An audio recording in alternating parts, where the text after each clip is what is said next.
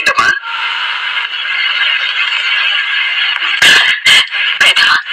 నా కడుపుని ఎందుకు పుట్టలేదురా నువ్వు?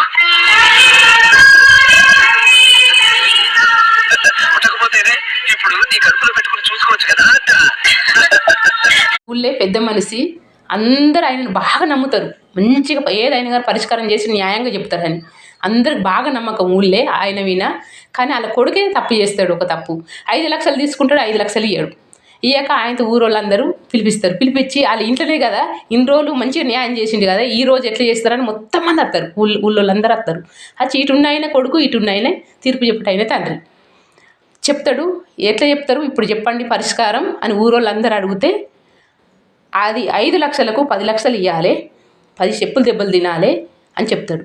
అది తండ్రి మస్తు బాధపడతాడు, తల్లడి నిలుపుతాడు. అంటే ఎందుకంటే నాన్న కదా బాధపడతాడు.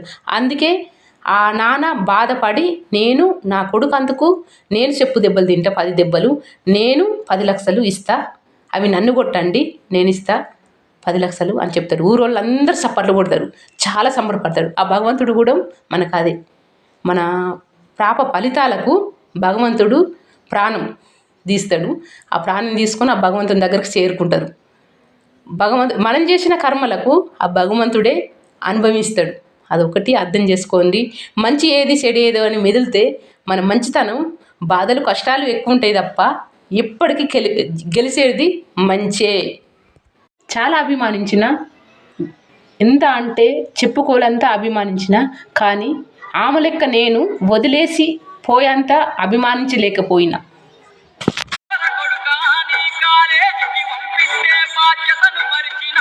భవిష్యత్తు